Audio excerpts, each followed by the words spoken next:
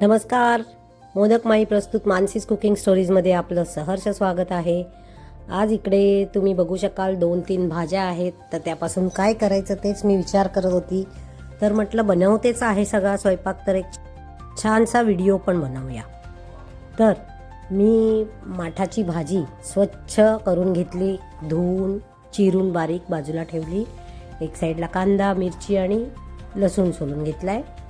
इथे मी हांडीमध्ये हिंग घालून घेतलं आहे. ही हांडी स्पेशली याच्यात मी शक्यतो आपल्या पालेभाज्या करते. इथे मी तेलामध्ये हिंग आणि लसूण घातला. लसूण ठेचून घेतलेला नाही आहे, त्यातला लसूण असाच खायला खूप छान लागतो. आणि कांदा मिरचीही घालून घेते. आता हे व्यवस्थित सगळं परतून घेणार आहे.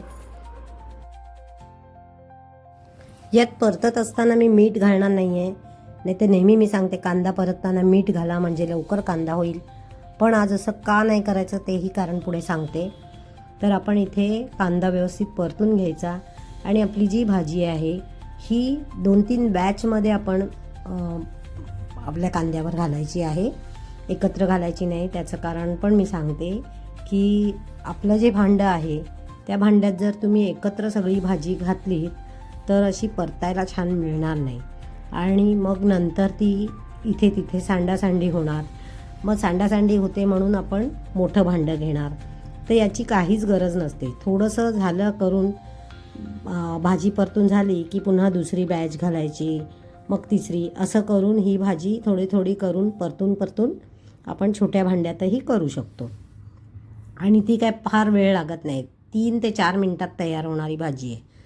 असं पण नाही की भरपूर वेळ लागतो, ती लगेचच आळते.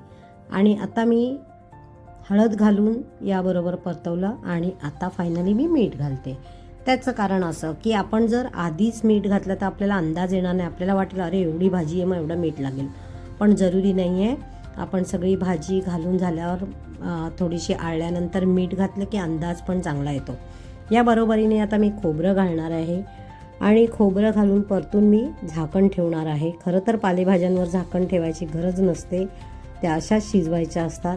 पण मी या भाजीवर 2 मिनटं तरी झाकण ठेवते, म्हणजे ती जेव्हा आतल्या शिजते तेव्हा तिला एक क्रीमीपणा येतो, छान अशी क्रीमी बनते ही भाजी.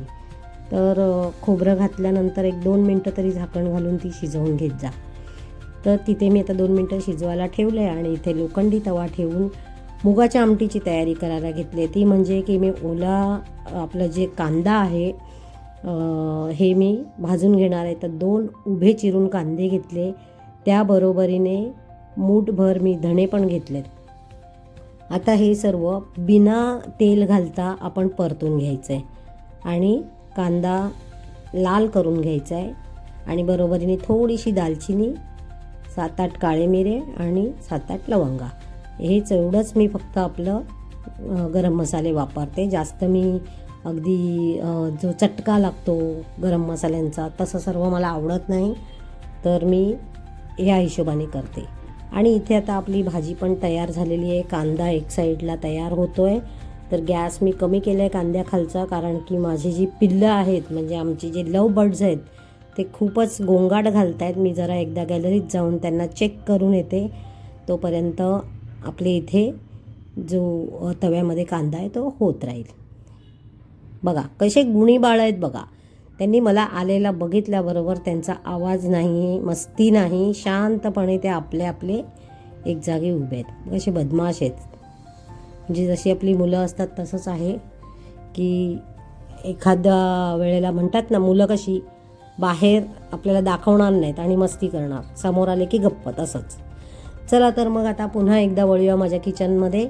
तर इथे मी कांदा व्यवस्थित हा परतून घेतलेला आहे, लाल झालेला आहे. आणि त्याच्यानंतर आता आलं आहे सुकं खोबरं किंवा ओलं खोबरं घालायची वेळ. तर सुकं खोबरं जे किसलेलं मी किसून ठेवते ते संपलं होतं आणि जी वाटी असते ह्याची सुक्या खोबऱ्याची ती मी बाहेर काढून ठेवायला विसरले. आणि ती जर बाहेर काढली तर आपली लगेच किसून होते, पण मी विसरले म्हणून मी आता ओलं खोबरं वापरते आहे.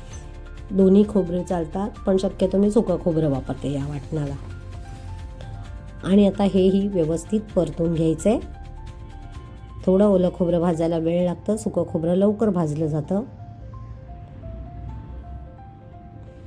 हे छान आपलं वाटण होतंय.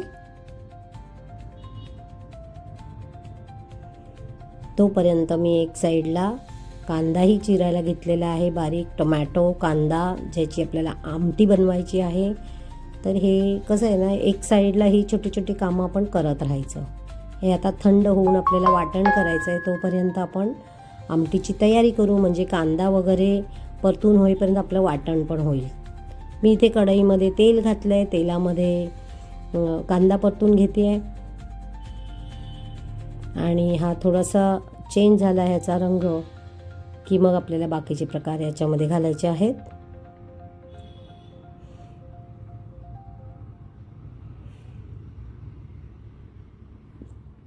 कांद्याचा रंग इथे बदलला आहे. आता मी यामध्ये घालणार आहे हळद, हिंग, लाल मिरची पावडर. ही साधी मिरची पावडर आहे फक्त, पण तिखट आहे. आणि बरोबरीने 1 चमचा घालणार आहे मालवणी मसाला. मालवणी मसाल्याने या आमटीला खूपच छान टेस्ट येते. हे सर्व छान परतून घेतलं आहे आणि आता यात मी जे तळलं वाटण केलं होतं कांदा खोबरं भाजून, ते 2-3 चमचे घालून घेणार आहे. आपल्याला जसं घट्ट हवं आहे तसं तितकं वाटण घालायचं. आणि हे मी पुन्हा एकदा व्यवस्थित परतून घेते. जर आपल्याला वाटलं खाली कुठे लागतंय तर आपण 1 चमचाभर पाणी घालायचं छोटा, पण नाही लागलं म्हणून मी यातच आता मूग घालून घेतलेत. ही छान व्यवस्थित मसाल्यामध्ये परतून घ्यायचे.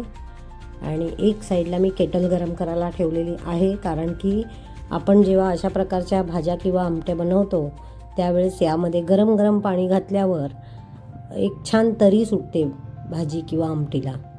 आणि आपले जे मसाले असतात तेही मस्त खुलून अगदी छान येतात. त्यामुळे आपण गरम गरम पाणी घालायचं. आणि हो, आपला पदार्थही लवकर शिजतो गरम पाणी घातल्यामुळे. अजून खरं पाणी लागणार आहे, पण त्याआधी मी ह्याच्यामध्ये एक रफली चॉप केलेला गावठी टोमॅटो, जे गोल गोल असतात ना टोमॅटो गावठी, ते घातले. ते छान आंबट असतात. तर मी असे जाडे जाडेच कापून घेतलेले आहेत, कारण ते आमटीमध्ये फोडणीला नाही घातले. हे असे वरना घातले ना ते खूपच टेस्टी लागतात.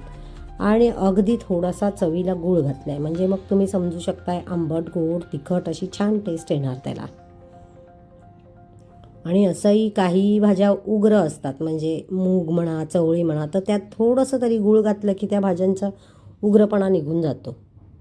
आता मी इथे झाकण ठेवले आमटीवर आणि काकड्यांचं काय ते बघते एक साईडला. तर मी काकड्या धुवून सोलून चिरून ठेवल्यात बाजूला आणि आमटी चेक करायला आले. आपली आमटी झालेली आहे. आता यावर भरपूर अशी कोथिंबीर घालणार आहे आणि आपली आमटी तयार आहे. चला तर आता आपण पुढची तयारी करूया, ती म्हणजे आपण करतोय काकडीची पचडी. तर इथे मी आता आपल्या हिरव्या मिरच्या घेतल्या, ओलं खोबरं घेतलं, त्यामध्ये थोडीशी मोहरी, अगदी छोटा चमचा मोहरी आणि छोटा चमचा भरून जिरे घेतले आहे. बघा, अगदी एवढंसं पाणी घातलं आणि हे मी सगळं असं जाडसर वाटून घेणार आहे. म्हणजेच की दर काय म्हणतात त्याला, दरदर पिसणं आहे. तर असं मी हे जाडसर वाटून घेतलेलं आहे. अजून आपल्याला थोडंसं बारीक हवं आहे.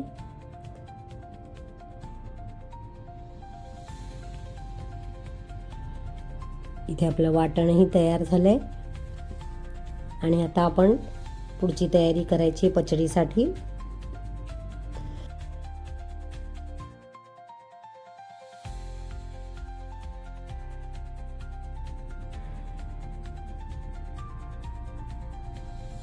चला तर मग आता मी इथे एक छोटी कढई घेतली आहे, त्यामध्ये पाणी घातलं आहे आणि आपण जे हे काकडीचे तुकडे आहेत ते यामध्ये वाफवून घ्यायचे आहेत. वाफवताना हलकंसं मीठ घालायचं आणि झाकून हलकेसे वाफवायचे, जास्त वेळ नाही. आणि आपल्याला यातलं जे पाणी आपण घातलं आहे ते पूर्णपणे सुकवायचं आहे. फक्त हलकी अशी काकडी आपली मऊ होण्यासाठी आपण हे शिजवतो आहे. याच्यामध्ये मीठ घालायचं आहे. मीठ हे आपण जे घालणार आहोत हेच फायनल आहे, याच्यात परत मीठ नाही घालायचं आहे आपल्याला.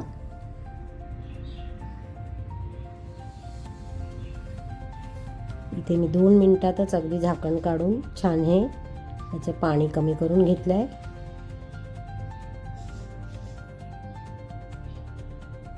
आणि आता आपण जे वाटण वाटलं होतं, खोबरं, मिरची, मोहरी आणि जिरे, ते सर्व आपण यात घालून घ्यायचं आहे. आणि हे सर्व एकसारखं करून जेवढं आपल्याला ओलसर दिसतंय ते पाणी सर्व आटवून घ्यायचं आहे. थोडासा गॅस फास्ट करा, पण सतत हलवत राहा, नाहीतर उतू जाईल किंवा खाली लागेल. तर तुम्ही इथे बघू शकाल की हळूहळू पाणी कमी होतंय. आणि ह्याचं पाणी कमी झाल्यानंतर हे आपण कम्प्लिटली फॅन खाली थंड करायचं आहे. हे जे मिश्रण आहे ते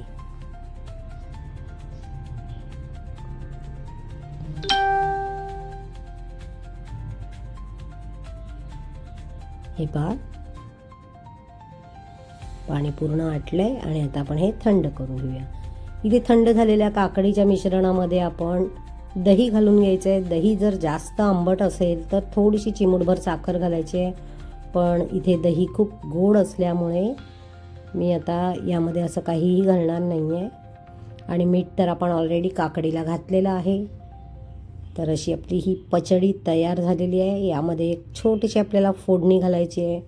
बिलीव मी की यामध्ये तुम्हाला जर ही पचडी असेल तर तुम्हाला वरण, आमट्या काहीही करायची गरज नाही. जेव्हा तुम्हाला अगदीच वाटतंय की मला आज असं हलकं फुलकंच खायचं आहे, तर तुम्ही ही पचडी आणि गरम गरम भात खाऊ शकता. अतिशय टेस्टी लागतं. तुम्ही नक्की करून बघा. आता मी एक छोटंसं भांडं ठेवते फोडणीचं, त्यामध्ये तेल घालून घेणार आहे आणि बरोबरीने मोहरी घालायची आहे. आपण याच्यात जिरं घालणार नाही आहोत, मोहरीची फोडणी घालायची. आपण जिरं वाटणात घेतलेलं आहे, मोहरी पण वाटणात घेतली आहे, पण इथे फोडणीसाठी आपल्याला मोहरी गरजेची आहे. तर मी इथे मोहरी घेतली. त्यानंतर ती तडतडली की मग त्यामध्ये लाल सुक्या मिरच्या घालायच्या.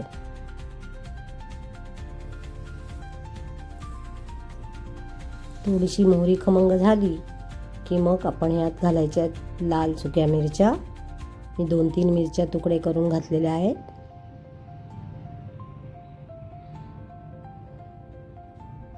आणि आता महत्त्वाचा इन्ग्रेडियंट म्हणजे कढीपत्ता. गॅस घालून मगच मी हा कढीपत्ता घालते, नाहीतर तो पूर्ण करपतो आणि मग त्याची मजा निघून जाते.